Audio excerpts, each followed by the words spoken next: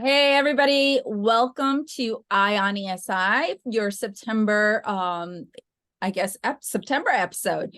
I am Maribel Rivera. I'm joined today with by Mike Quartararo, president of ACEDS, and of course our awesome friend Jared Coseglia of True Staffing Partners. Hey guys. Hey everybody.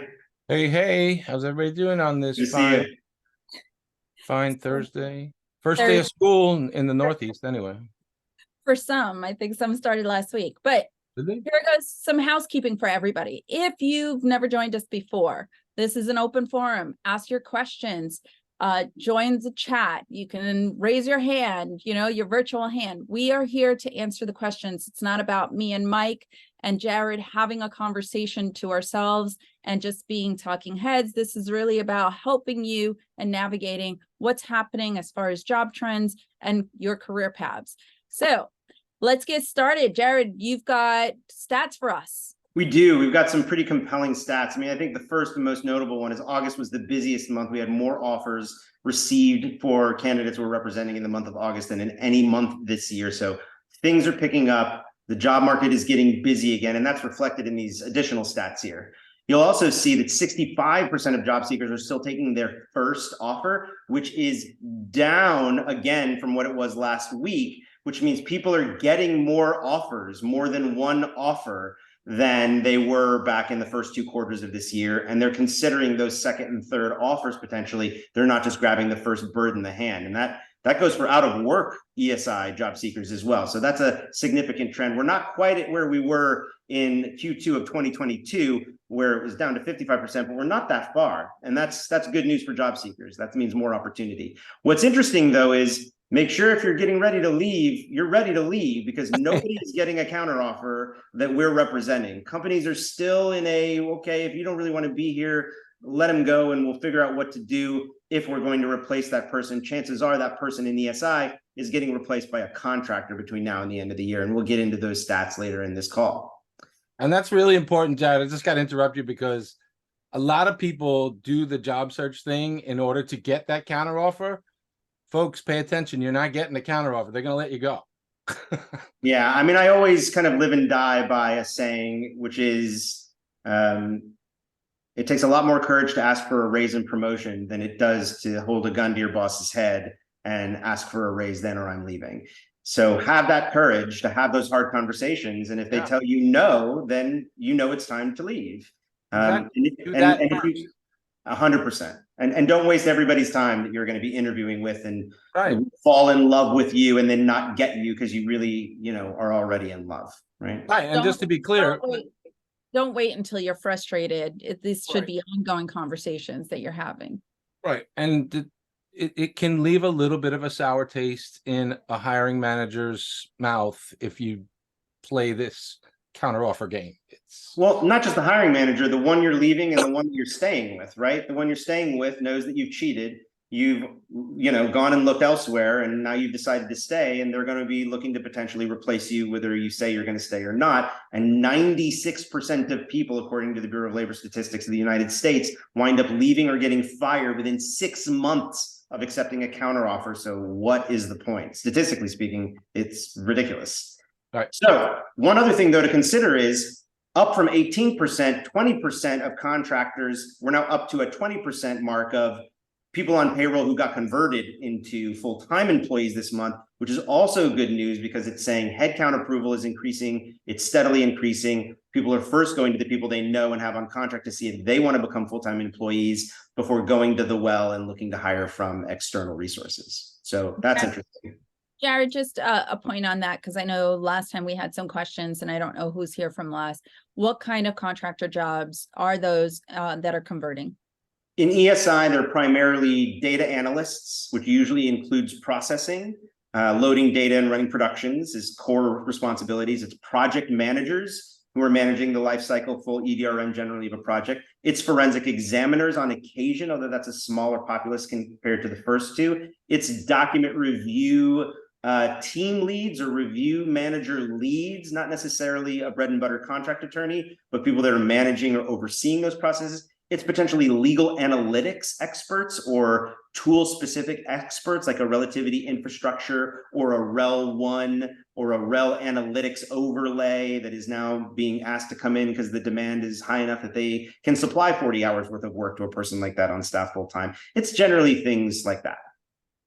And I would add too, just so our listeners know, whenever there's times of sort of uncertainty, because we've been teetering on the edge of economic disaster forever, and honestly, I don't think it's happening, but whenever there's uncertainty in the market, what happens is employers hire contractors.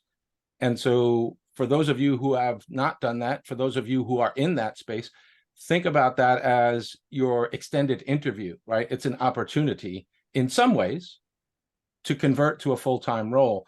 They like to try you out, so to speak. That's a lot of what they're doing there, right, Jared? Well, Mike, it goes into this next bullet, MT, which you can throw up there, which is what we've found is that people are more willing to take a contract job and leave a full-time job if it means they can stay remote and aren't forced back to the office. Yes. So the candidates are generally drinking the Kool-Aid of, I shouldn't just ignore a contract spot because it's a contract spot. I should look at it holistically as to what it might do for my career, my financial mobility, my flexibility, and what are those variables in terms of priority in each individual job seeker's mind. And more people are putting being remote from home as the primary priority over $5,000 to $10,000, and or putting the priority of I'll make more money as a contractor than I would as a full-time employee. And maybe I'm only working 30 hours certain weeks, but I'm getting a rate that is really able to bridge the difference between what I might be making in a full-time role. So we're going to see this continue pretty aggressively. We're also seeing people are getting multiple offers when they at the point of hire. So competition is going to increase, which means, of course, the timeline for hire is also going to increase. And we have new stats for all of that this week as well. So I just want to answer a question. I want to answer some of the questions that are in the chat. Great. Please. In our Q&A. One was a question about, is this just a discussion about obtaining a contract assignment? No, it is not. This is our monthly update. Basically, we get together, we talk about what we're seeing as far as job trends, and it's not just contract assignments, it's across the board, what we're seeing across the board. So we want to make sure of that. There is another question in the chat. Are hirings from law firms and corporations getting the numbers back to almost pre-pandemic levels, since many were on hiring freezes and or layoffs in the past year or so after hiring way too many full-time people in 2020 and 21. Yeah, no, we're definitely not at the volume of job opportunities that were available in 21 and 22. And I'll be really honest with you, I don't know that we ever will be. The industry actually has to grow for us to hit that place again, because that was a period of frenzy where it wasn't just growth, it was attrition, and rapid attrition, as companies, law firms, everybody were recalibrating to working from home, not working from home, who's going to adjust, who isn't, who's going to stick with their employer and make them the priority versus all that other adjustment that had to be made. And those choices are now kind of being sussed out, and companies are looking towards, here's what new normal looks like for our business. And just to echo the first question about, this is definitely not all about contract. This chart reflects that. The top 3 lines are all full-time hiring. That bottom line in the baby blue is contract jobs. And what this shows you is the speed of hire. How fast from the moment we send a resume to the moment someone gets a verbal offer of acceptance does it take to hire somebody? And we've added a line that we'll keep adding every quarter, every month now, which is ESI sales. Because ESI sales went through a quiet little lull, as you can see by how long it was taking people to hire leading up to what is now almost the 4th quarter. And it has almost been cut in half in the last month, as we see that people are really ramping up. Let me get my sales teams in line for 2024. Let me get them ramped up in the 4th quarter of this year. Let me put some of the cost of maybe sign-on bonuses onto this year, because we're going to maybe lose money this year. It wasn't as good as last year, and I want to reduce, tax liability. I mean, these are how companies are thinking, right? Some people are going to get bonuses and paid out and onboarded this year, and then have a higher expectation of delivering on their capabilities in a full calendar year in 2024. So ESI sales hiring is picking up big time. If you're thinking about going to market, now is the time to go to market. Now is when everyone is hiring. You know, look, it used to be legal week, but people now need their sales teams ready to have an impact at legal week long before, you know, wining and dining people there. And most people are going not to get new customers. They're going to talk to the customers they already have. And most people want ESI salespeople that already have their own relationships, which then becomes that kickoff moment to get new relationships with new employers in a room together. So this is a really important statistic. It's the most dramatic change we've seen in terms of timeline over the last few months. And we wanted to highlight that. It's also important to notice that everything's sped up, right? Even executive hire, which is things, you know, generally north of 200K base salary, C-suite and director level positions, those are now taking about 90 days. Part of that has to do with a shift in law firms, letting people stay a little bit more remote, which we'll talk about in a second. And as you can also see, just mid-market, which is where the bulk of the jobs are, that black line has moved from 45 to 35 back to 28. Now, we're not in the crazy period where we were at the peak of pandemic hiring that was just discussed, right? This rally of 21, 22, where it was literally 2 weeks. You had 2 weeks to make a move on a PM, an analyst, a coordinator, a review manager, or they were gone, right? And not just gone, but had multiple offers in 2 weeks. Now it's still about a month, which is about right. I don't know that it's going to get that much faster. But the reason, again, that we circle these numbers in red is to tell all of our listeners who are hiring managers, this is how long you have until that person is going to get other offers. If you want to be the first one to get them an offer, move your process faster than these timelines, because 65% of people are still accepting the first offer that they get. Being first matters to a job seeker. It shows confidence and deliberateness that you want them at your company. These are the numbers that you should look to as guidance of how do I make sure we get the offer there first. Cool. Law firm salaries have not changed since last month. They're pretty steady. What has changed is they've actually pulled the trigger on a lot of hiring. What has changed on the ESI provider side is the project management rate. The average salary for PMs in the month of August went down. It went down by about 20,000 from the averages that we were seeing before. Why? Vendors are still tight on budget. This has not been a better year for most companies, or not better enough of a year for most companies. A lot of companies are looking for less experienced talent and less expensive talent to come in at this middle level so that they can increase profitability without losing customer success and client satisfaction. It is a tough balance because this is the highest demand and not the lowest supply by any means. There is a bountiful supply of project managers, but less and less that are meeting customer desires and customer compensations. That's where the playing field gets very narrow. So if you're somebody who's in the 80 to 100 range and you really want to get to 115 to 135, now is the best time for you to look for a job, right? One of the things we didn't include in this is where's the bell curve on the percentage increase in base comp that someone can get. And it's not at the executive level and it's not at the entry level. At the entry level, people are taking pay cuts to break into this business. You know, paralegals used to making 6 figures are coming in at 65, 70,000 to get trained and get the skills they need in ESI on the job because they have great customer service relationships. They're willing to take cuts. We'll call that entry level. If you're somebody looking to go from 80 to 115, that's possible. If you're looking for someone to go from 200 to 300, good luck. There are not a lot of jobs out there that will give you that kind of increase, but there are a lot of jobs that will give you a 20 to 40% increase if you're in this sweet spot. Hey, Jared. So I'm wondering, this is a conversation we had months back. I can't remember when, but we talked about like the pipeline of talent. Where is the next generation coming from? And that's been a problem, honestly, at least in my observation.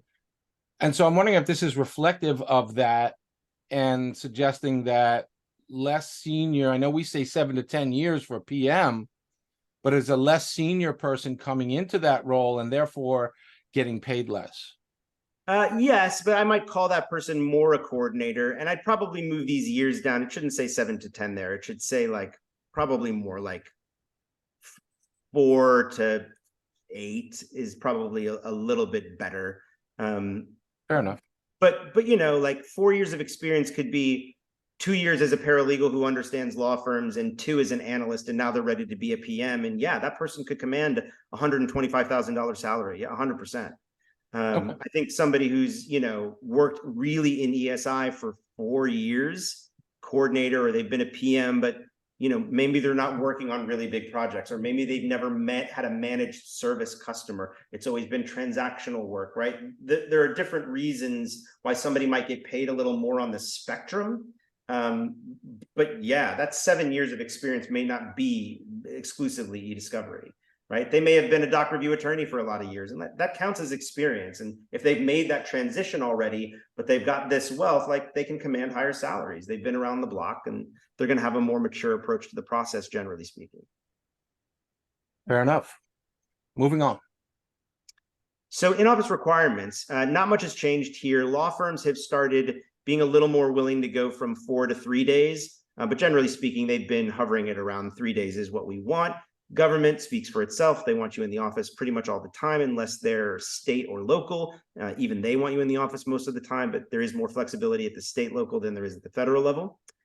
And if we look at vendors and corporations, this is where the big change is. We saw our corporate customers really reduce the 4-day requirement down to 3 to get the jobs filled. They just can't get the jobs filled at 4 days a week. And so we've seen that be a pretty big change. We also see vendors kind of doing the opposite. The vendors are actually upticking on a 3-day a week or a 2-day a week and downticking on fully remote. And the reason for that is what I just described. They're trying to bring in that next class of people at a lower cost, but at a high caliber and quality. And so they want them to be trained and mentored physically in an office at one of their central hubs. Maybe not every day, but a couple times a week, or more than once a week, or a couple times a month.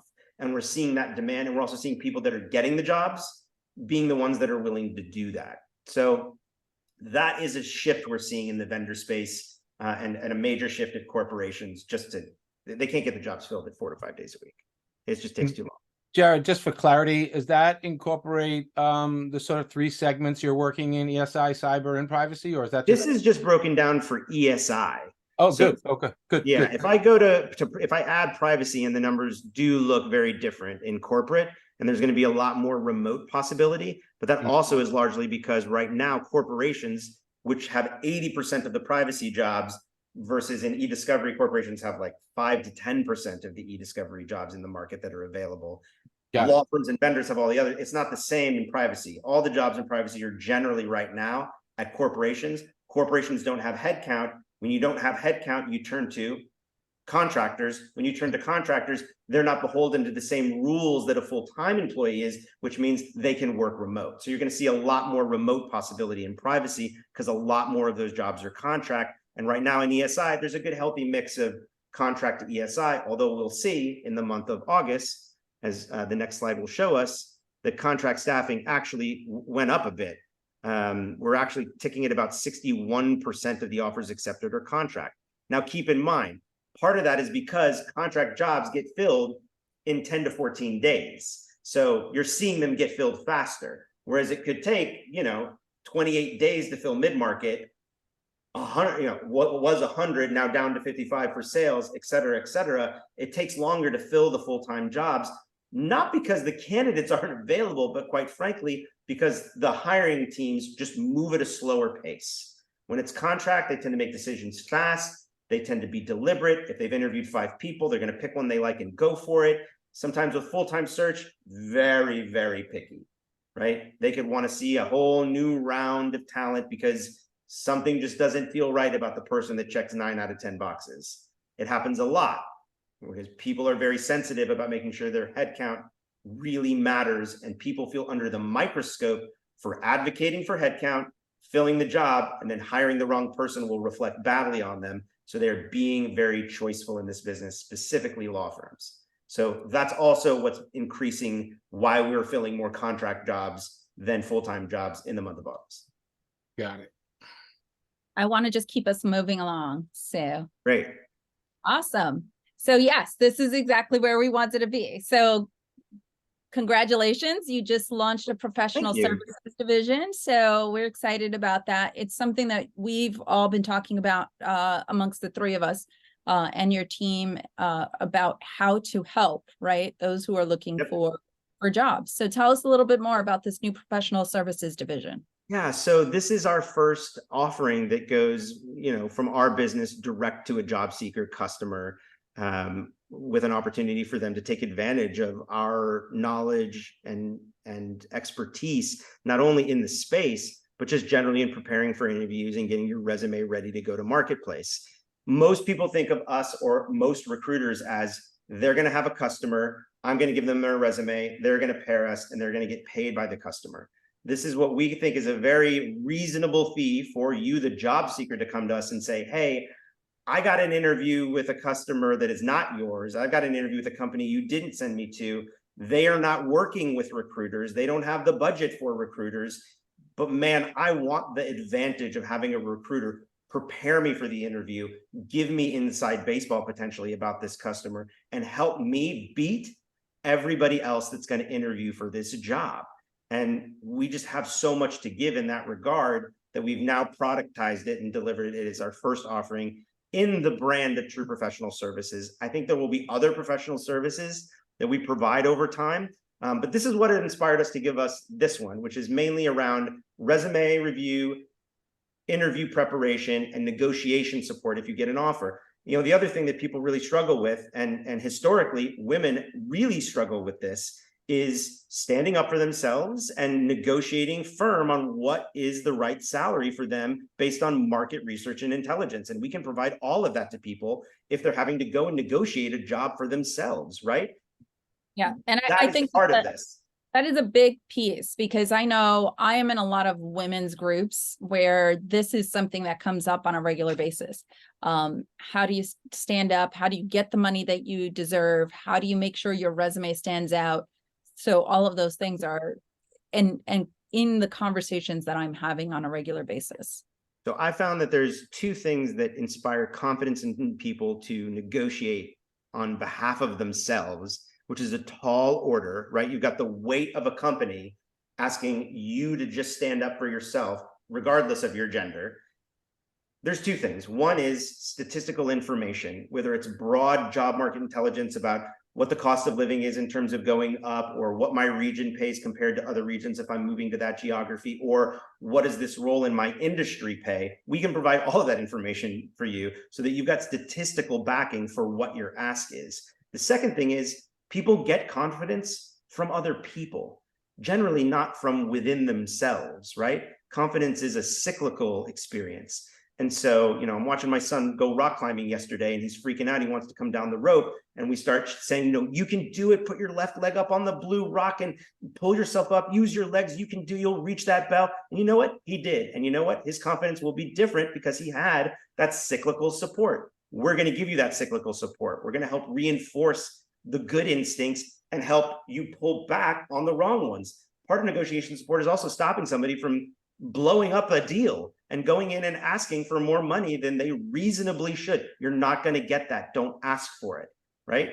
You're not going to get a 40% raise.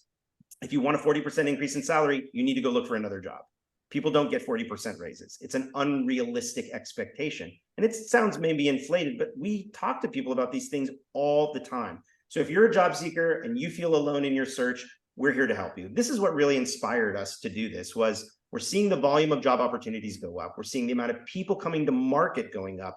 We're also seeing the use of artificial intelligence going up in terms of parsing resumes. And what we've gotten really good at, and we're doing all sorts of ChatGPT technology that we'll roll out to you guys when it's ready, is helping people understand how to avoid getting ruled out by the bot, right? How do you make sure your resume at least gets through the bot?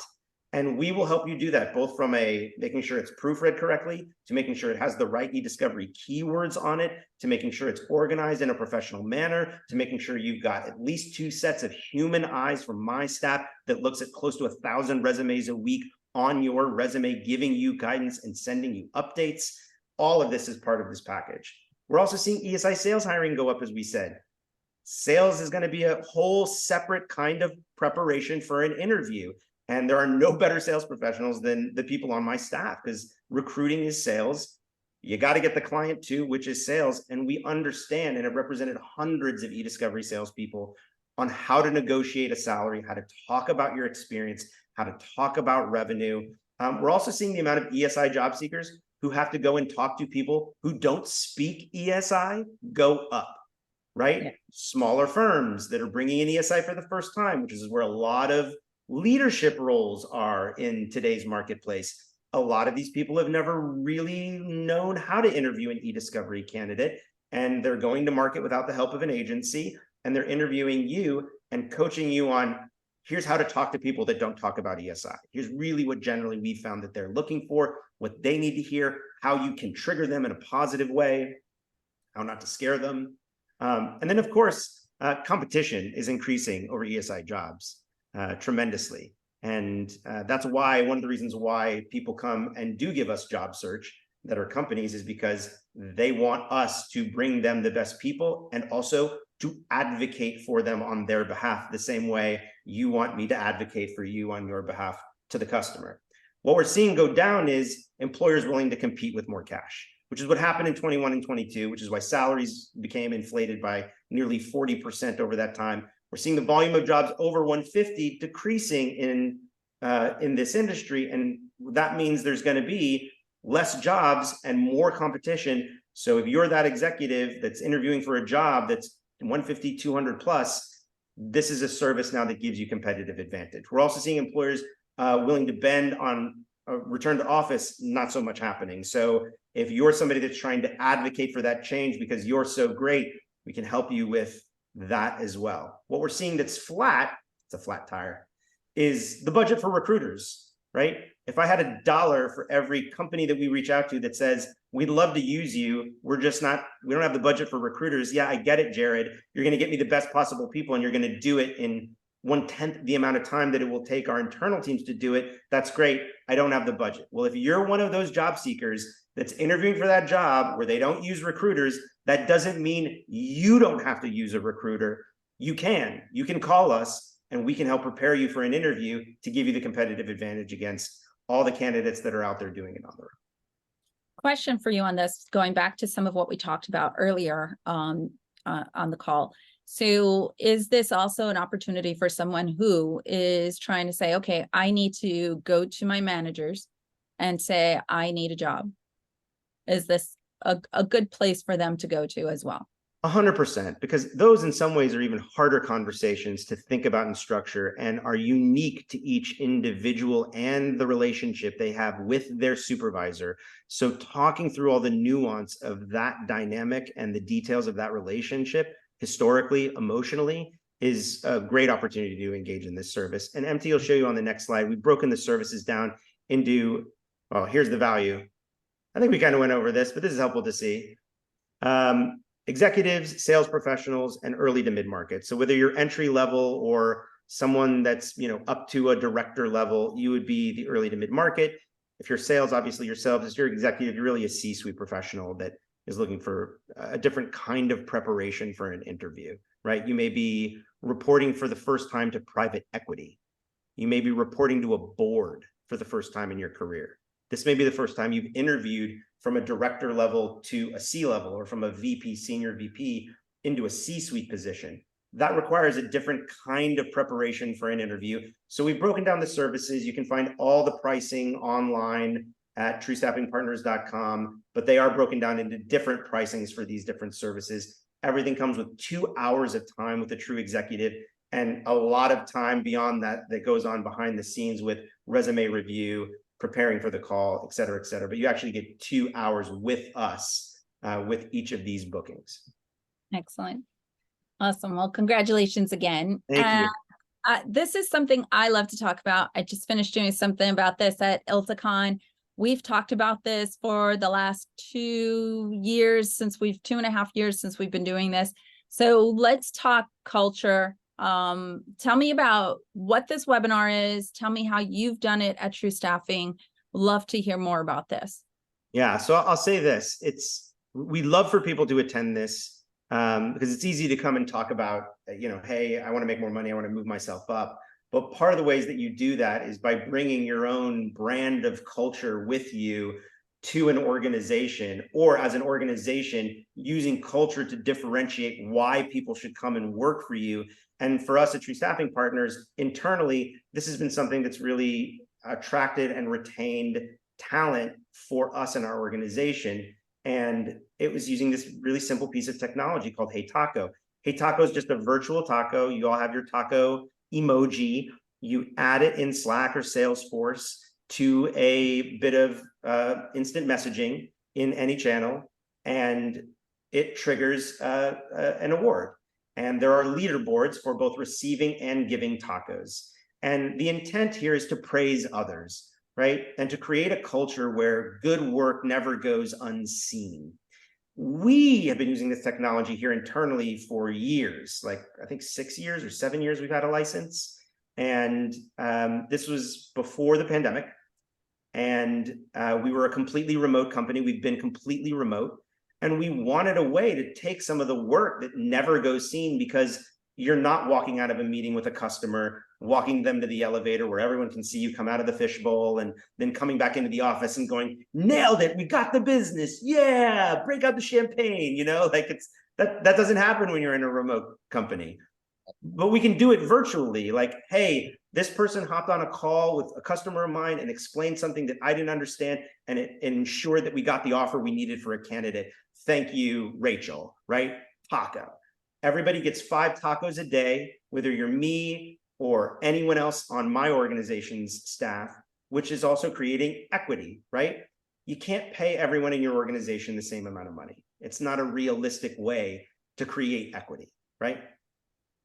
You can create equity in a taco economy, though, and you can examine how people are using that taco economy to give to others, or how it's being received from others. It also makes visible all the things that are going on that nobody even knows about, that are helping move the business forward, helps everybody see the bigger picture, and just generally creates a culture of kindness. We're encouraging people here, right? You have to pay for this license, and it's worth every dollar we spend, because it's encouraging people to care about showing that they care. And that keeps people happy. That keeps people doing great work. That keeps people communicative. And I think it's something look, I'll end with this, and then I'll let people ask questions and comment. Everybody talks about culture, but very few organizations can point to things that are tactical ways that they are impacting their own culture. And this is a very tactical, very practical, very gamified way of impacting culture. And, I'm a big fan of the product. I'm also a big fan of the people who founded it, because you'll know when you see us talk that, like, this is coming from the heart. And it's not often in business that we talk about focusing on the heart. And so I think this is healthy. And what I like about this also is, so I read an article yesterday about people having to be in 5 different platforms to communicate, right? Especially internally. And this helps to drive your team to be in Slack, doing all the communication there, working together and notifying each other. So I think that also is a helpful way. And there is a comment in the chat that says, you had me at taco economy, which I did. You had me at that too. The only thing is there's no true taco at the end of this. Correct. But I know for myself at ACEDS, I try to send out in our Teams environment little praises. There's like a little badging system in Teams that you can send out every so often and say, hey, you're amazing, you're great. So I think this is a great way to do that as well. So thank you so much for sharing. And yes, I think everyone's in for tacos. So I love that. Join us a week from Monday. I hope you guys can join us. It'll be really, we'll get into the science of why this works, and we'll get into some really specific use cases of how we're using it and how it's benefited our business. I love that. All right. Any last words, Jared? I don't know if you want to talk. I know we're over by 5 minutes. If you want to get into the big news, you can. But otherwise, no, thank you everybody for joining us. I hope all this information has been incredibly valuable. You can always email me or anyone else on my staff if you have any questions, concerns. And the True Professional Services is available. You can purchase it right online with a credit card, debit card immediately, and you're going to get a call from us instantaneously. Awesome. Mike, any last words? Thank you for joining us. All right. Well, thank you, everyone. We will see you next month. And maybe we'll even catch up with Jared during Relativity Fest later this month. So bye, everyone.